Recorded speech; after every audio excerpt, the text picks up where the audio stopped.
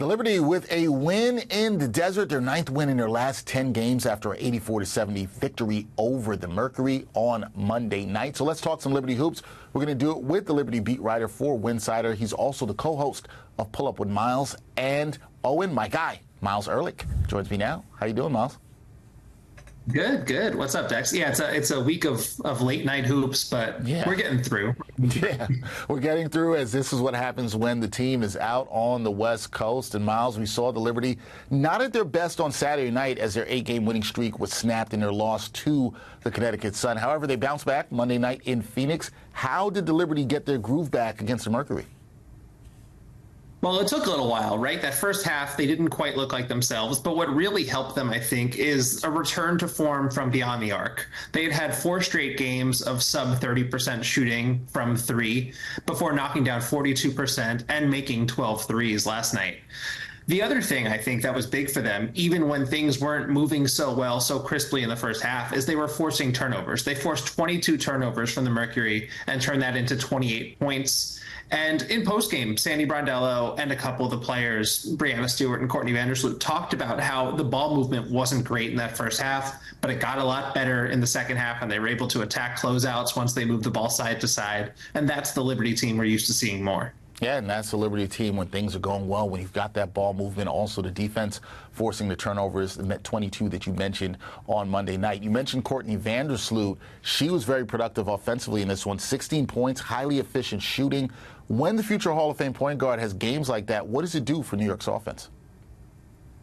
It's great, especially as she's been in and out of the lineup. A lot of these players have been in and out of the lineup, so it just gives them more flexibility, more options. But knocking down those 3 threes was huge. Since the break, she's off to a 48, 38, 64 splits, and she's really been strong for them, especially as Sabrina Ionescu comes back from an injury and hasn't quite looked like herself yet. If they can lean on Courtney Vandersloot, not just for her passing, because she generates so much there, but also to knock down open shots, that makes this team just so much more dangerous. Absolutely does. And Myles, in this game, we also saw the return of Betnijah Laney-Hamilton. It was her first action since July 6th after undergoing knee surgery. What did you make of her 27 minutes off the bench in her return to the court?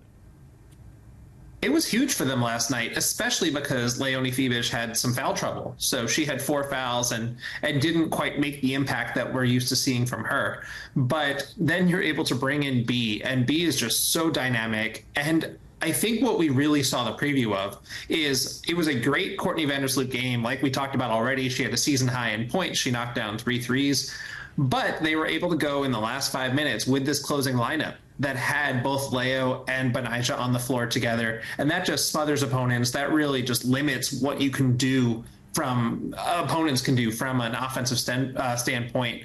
And there were a couple of big highlights. The highlight of the game was probably B stealing the ball at the top of the key and then hitting ahead to Sabrina, who knocked down a 3 that really just put the game out of reach. So it's those little things that B can do, and she can generate offense with the second unit. I don't know if she'll be there for long, but for now, it's fun that Sandy Brondello has all of these different options she can play with. Yeah, a lot of options to play with for the head coach, and you and I have talked about the depth of this team and how strong it has helped them this season. So we'll see how B readjusts into the lineup, and starting lineup, that is, as she moves forward. Next up for the Liberty, Myles, will be the Sparks in Los Angeles on Wednesday night.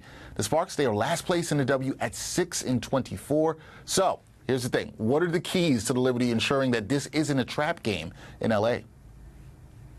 This team hasn't been super susceptible to trap games. They've really been focused on being better every game. And I think what's good for them right now is the fact that they're not playing their best basketball this last week, is the fact that they almost gave away the Wings game. Then they lost to the Sun. And then last night, they still were not at their best. So they have a lot that they're actively working on. So I don't really think that this is so much a trap possibility as much as it's a get right possibility. And it's nice, especially in the middle of this 6 games and 11 stretch with the last 3 coming on the West Coast, to have maybe a little bit of an easier opponent in front of you. But as we've seen so many times, nobody is ever too easy an opponent in the WNBA. Yeah, that's right. Can't sleep on anybody any night in this league, and you also don't want to play with your food. It's a game the Liberty should win, but we'll see if they can do that. And I like what you said there, Myles. It is a get-right game for New York. We'll see what happens on Wednesday night. That is Myles Ehrlich of Winsidr, doing a great job covering the Liberty. Also check out his podcast with Owen Penn. defense, Pull Up with Myles and Owen. Check that one out. Myles, always a pleasure to talk to you.